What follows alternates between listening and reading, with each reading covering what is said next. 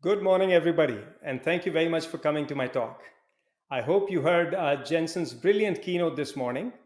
I keep telling my friends and family to go watch it because it's better than Netflix. Uh, but if you heard him this morning, he made a very important announcement, Coolitho, and he asked me to tell you all more about it. So here I am. Now, Jensen's a pretty tough act to follow, but I'm going to try. I have a simple assertion to make for you all today, and that is that Coolitho has accelerated computational lithography and it will enable our electronic future. And I'm going to make my case as follows. I'm going to give you a quick introduction to computational lithography. I'm going to describe a problem that's been brewing there for the last 30 years, an exponential rise in the computation involved. Then I'm going to describe the breakthrough and how it is enabling better chip making technology. And finally, I'm going to give you a quiz. Don't worry, everybody's going to get an A. What is computational lithography? Let's warm up with something that we are all more familiar with, photography. Um, 20 years ago or so, I was buying my first digital camera, and my friend gave me this camera shopping tip. He said, Vivek, buy the camera with the largest aperture. So I had to teach myself how to tell the aperture of a lens. You turn the lens towards you and look for the markings around the lens, and the number that looks like a ratio is the aperture. So if you want a large aperture, you want a small denominator. I ended up buying 2.0 denominator, which is pretty good. 1.4 would have been even better, but it's pretty expensive. And that's a story in lithography. To image tiny transistors, you need large lenses, and they cost a lot of money. Now, aperture also appears in the so-called first rule of thumb in diffractive optics, also called the Rayleigh criterion, which says that the resolution of an optical system is proportional to the wavelength of light you use for imaging and inversely proportional to the aperture. Now, let's take a look at the role aperture plays in daily life. I'm going to show you three pictures. We are all huge fans of Roger Federer in my family, so we went to see him in 2015 at Indian Wells. I'm very proud of this picture because I took this with a zoom lens, sitting way up there in the nosebleed section. The second picture is of a Roger fan. And you can tell this picture is taken with a large aperture. Why? Because the background is blurred, so is the foreground. Large aperture causes a small depth of field such that the object you're trying to photograph stands out compared to the background. Then this third picture was of fans sitting on the other side of the stadium, and they were waving this red banner. So I took that picture with a small aperture, which gives a large depth of field such that many different objects are in focus. That allowed me to zoom in on that banner and see what it says. Genius at work. We tend to agree. Anyways, that brings me to the second rule of thumb in diffractive optics, which is that the depth of field of a system is inversely proportional to the square of the aperture. Now, this low depth of field in the middle picture might be good for photographs, but it's terrible for IC yield or IC manufacturing, because with a low depth of field, very quickly something goes out of focus, and so your wafer isn't any good anymore. Okay. So remember that. Now, the transistors we talk about are a little smaller than Roger Federer, but let's remind ourselves how small we're talking. If you take this laptop and zoom in 15x, you'll be able to see the excellent chip inside. I'm assuming you have a nice laptop. You'll have to zoom in 100x to see an ant at the same scale, 1000x to see a grain of salt, 5000x to see human hair, 50,000x to see red blood cells, 250,000x to see E. coli bacteria, 5 millionx to see coronavirus, and much smaller than that, at 50 millionx, you will see the transistor that's probably making your laptop work right now. So, are these things small? Yep. In fact, they're too small for the light we use to image them. Here on this graph, I'm plotting the feature size on log scale as a function of time for the last 30 plus years. And the straight white line shows that things have been becoming smaller over time exponentially. Superposed on top of that in gold is the wavelength of light we have used for imaging, 248 nanometer, 193 nanometer. And for most of this period, the gap between the wavelength and the object we are trying to image with it has been growing. And when that happens, physical diffraction blurs the image, so you don't have any transistors or wires. In other words, you don't have any chips. So therefore, something had to be done to close this gap, and that something was computational lithography. To understand it more, let's cut open a lithography camera, or stepper as it is called. Inside you'll find four things. Well, this is a $300 million machine, so hopefully you'll find a few more things, but simplified. You'll find a light source. You'll find the entire design encoded in a photomask, shown here by just 3 polygons. And you'll find a lens that is projecting the image of these polygons onto the wafer. But because these polygons are much smaller than the wavelength of light, the image is blurred, nothing prints. And so you could ask the inverse question: can we bend light and make it go where we need it to go? Can we invert the problem? In other words, given an image, namely the design on the wafer, what mask shape and light source shape do I need? And the answer to that question is computational lithography, which can be defined by its inputs and outputs. The input is the design, and the output is the mask shape and the light source shape. Computational lithography involves a lot of physics, chemistry, transport, math, optimization, algorithms, massively distributed computing, you name it. It's kept me interested for 30 years, and I'm still learning. So that, in a nutshell, was an introduction to computational lithography. Now the problem. When I joined lithography workforce in 1993, straight out of school, things were simple. If you wanted to print a cross on the wafer, well, you just put a cross on the photomask. But soon that changed, and these cute little names called dog ears and hammerheads started to appear on the masks to compensate for optical diffraction. Soon that wasn't good enough, and we had to go to full-blown model-based optical proximity correction. Soon after that, you had to augment that in turn by rule-based assist features. So we had gone from simple decorations to complex distortions till the intuition totally broke down. The answer just jumped out after a lot of math and a lot of computation and looked something like this. ILT, inverse lithography technology, as it was called. So you need that blob or starburst to print the same cross, which just has been getting smaller. Now, you can see that the calculations have been steadily increasing and growing more complex over the last 30 years. But this is just for 3 polygons. A chip has more than 3 polygons.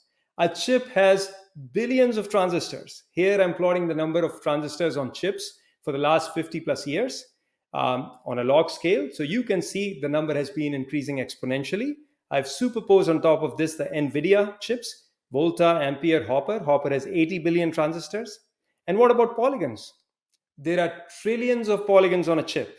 This is the polygon count on NVIDIA chips. You can see that the last ones are well over 2 trillion polygons on one chip. Now, that's just on one chip, okay? Leading edge foundry like TSMC makes tens of thousands of chips every single year, okay? This is the data from TSMC. For the last 2 years, they made more than 12,000 products. So trillions of polygons on one chip, tens of thousands of chips. I had to look up what comes after a trillion, but I've used the generic word gazillion. The point is, there are too many polygons to invert, and we may be running out of computers to do it. Here I'm estimating the CPU hours in millions of CPU hours per year that OPC requires on the left y-axis, and more usefully on the right y-axis, I have the number of data centers that will house these computers, okay, as a function of process technology nodes. So at the current production 5 nanometer node, you might need 3 such data centers, each processing 10 full mask layers every single day, 365 days a year, and drawing, let's say, 15 megawatts of power. If the trend of the last 15 years continues, and I think it will if nothing gives, then you will soon need in a few years 100 data centers. You can't keep adding data centers. And what about power? It might be okay to draw 45 megawatts of power, but 45 gigawatts of power? Something's got to give. It's already snowing in LA. The other problem is that the kinds of calculations that have been okay or enough so far may not be enough in the future as things get even smaller. I mentioned this thing called ILT. This is a slide from our colleagues in TSMC who presented this work at the same conference 3 years ago. And they say that GPUs are reducing ILT simulation times by greater than 10x.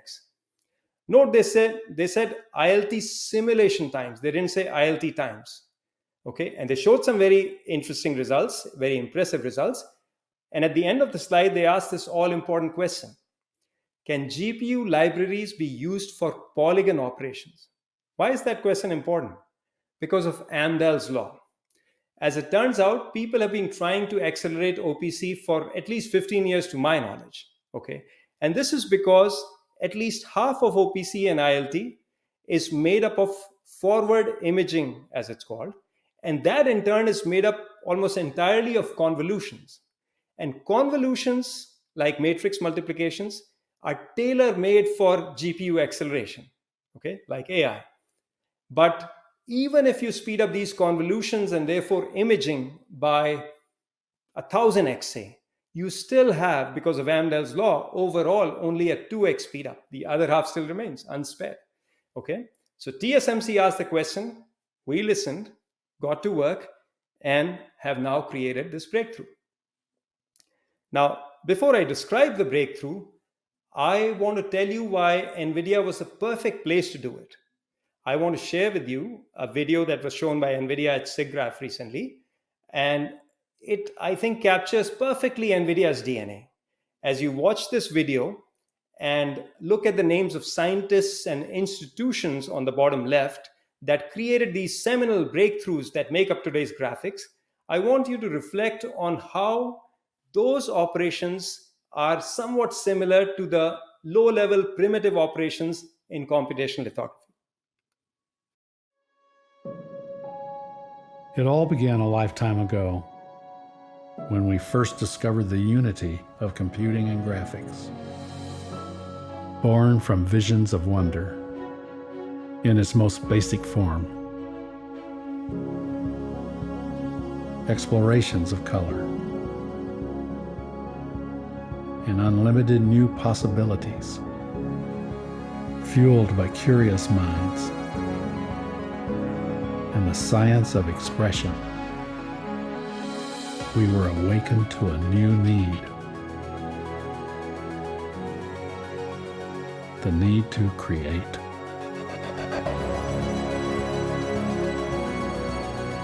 To feel, to explore, inspired by light, by nature, by science, and by pure entertainment. New realities took shape as quickly as we could imagine them, taking us to amazing places and new worlds, giving us new perspectives in the blink of an eye, driving us forward,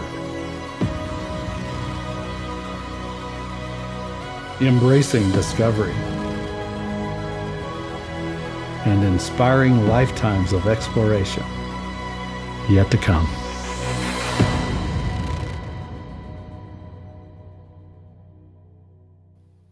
I have watched this video tens of times, and I swear it always gives me goosebumps.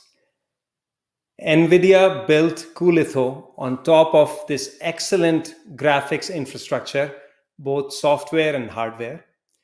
cuLitho is a library that accelerates computational lithography. It is in turn made of cuDOP for diffractive optics, cuCommGeo, computational geometry, cuOasis, and cuHierarchy. It is meant to be and has been embedded within OPC software made, for example, like by a company like Synopsys. At its heart, cuLitho is a collection of parallel algorithms that have been invented by NVIDIA scientists for accelerating the primitive operations of OPC, some of which are shown on this slide. I'm going to pick and choose, show you some examples of how these things have been accelerated. Search and visibility. I told you about these trillions of polygons on a chip. Well, in computational lithography, you further break them down into many more segments and edges. And you're always looking for what other edges are close by, for example, within an optical ambit, or what else can you see? There are also a lot of Boolean operations between polygons. Here I'm showing the OR operation, the AND operation, subtract, XOR. You can check my Boolean math at your leisure. I must confess, it takes me a while to get these right. But these are the sort of things that are done. For example, for search, sorting, and grouping, here I'm showing the acceleration. On the y-axis is the runtime in milliseconds, log scale. And on the x-axis is the number of edges in millions. Okay. And cuLitho, this slide shows, has accelerated the search by 165x. And for sorting and grouping, we've accelerated these operations by almost 400x. This is Boolean operations and an XOR. cuLitho has sped these by 34x and 50x respectively. Now a couple of operations in the diffractive optics imaging part, contour extraction, contour distance field, etc. These two have been sped up by about 175x and greater than 1000x. So a lot of speed ups have occurred at this component level, okay, that are shown here. Plotted slightly differently, what I'm showing on this slide is that cuLitho has accelerated the sequential CPU operations at the component level by an average of 138x on the Ampere architecture and by an average of a whopping 254x on the Hopper architecture.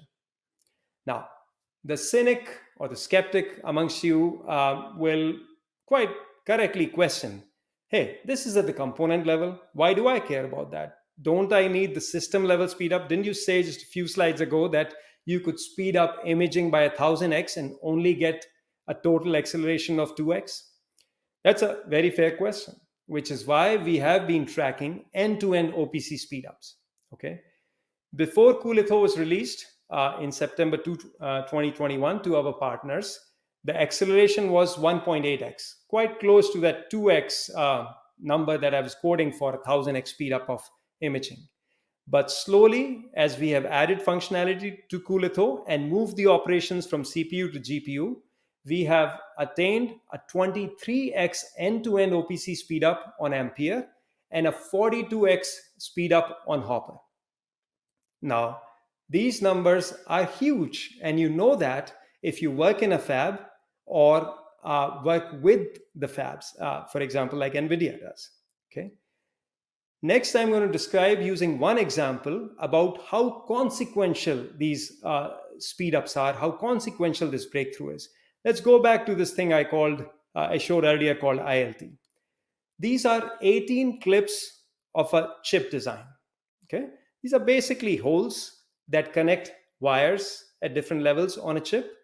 And the thing is, though, that these are very tiny holes. Okay, so they won't image just like that. You need great cancellation of the diffraction through inverse lithography.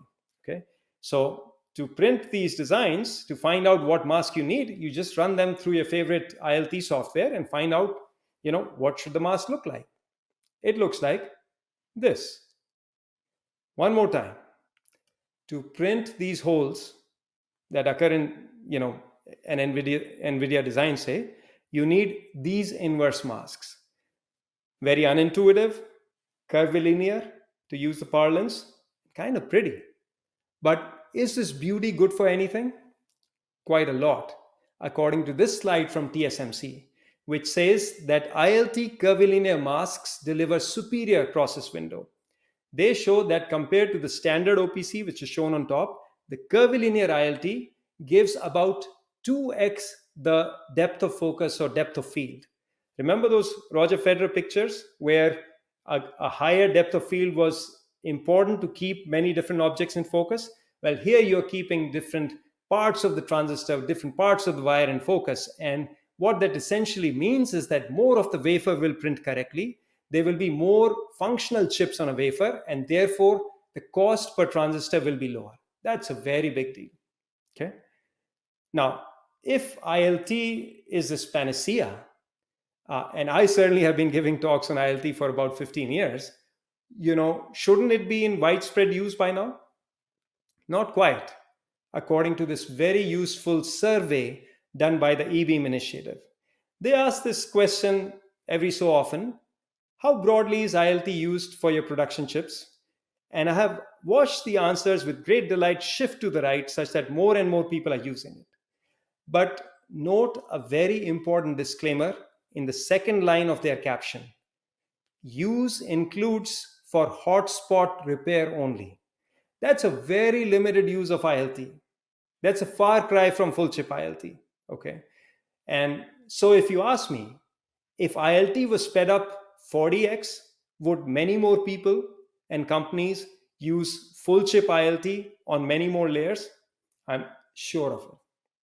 More broadly, though, we have to ask this question: if OPC and ILT are greater than 40x faster, how much does that speed up each experiment in the fab, each product step in, a technology node's time to yield, a product's time to market? Now, I grew up around fabs and around fab people, and it was drilled into me every day of the week for 25 plus years that the info turn in the fab is everything. Okay. And these days, if you change even a little thing in the fab, for example, a photoresist thickness or an etch chemistry, you have to redo the entire OPC. Okay. So speeding up OPC by 40x is not just a matter of speeding up tape outs by 40x, which itself would be a big deal, but it's about speeding up the entire fab technology development cycle and bringing technology nodes to market at a predictable pace and bringing products like NVIDIA to market faster. Now, that's what I'm saying. Let's take a look at what our partners are saying. We have been very honored to receive the endorsement from the CEOs of the three partner companies that we have been working with very closely. The first one is from Dr. C.C. Wei, the CEO of TSMC, who said in this morning's press release that cuLitho opens up new possibilities for TSMC to deploy lithography solutions like ILT and deep learning more broadly in chip manufacturing, making important contributions to the continuation of semiconductor scaling. This is Peter Wenning, the CEO of ASML, the maker of those fancy, expensive cameras without which our chips won't print today. He says that our collaboration with NVIDIA on GPUs and cuLitho should result in tremendous benefit to computational lithography and therefore to semiconductor scaling. This will be especially true in the era of high-NA EUV lithography. And finally, Art de Juice, the chair and CEO of Synopsys, who said that by collaborating with our partner NVIDIA to run Synopsys OPC software on the cuLitho platform, we massively accelerated the performance from weeks to days.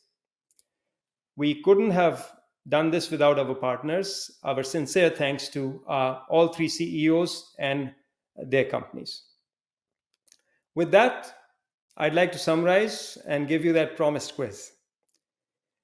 I can think of no words more apt to summarize this talk than the words of Jensen Huang, our CEO, who said in this morning's release that the semiconductor industry is essential in driving every other industry in the world, and advancing its capabilities is key to the future of innovation. As current technology nears the limits of physics, NVIDIA's introduction of cuLitho is helping to unlock this potential.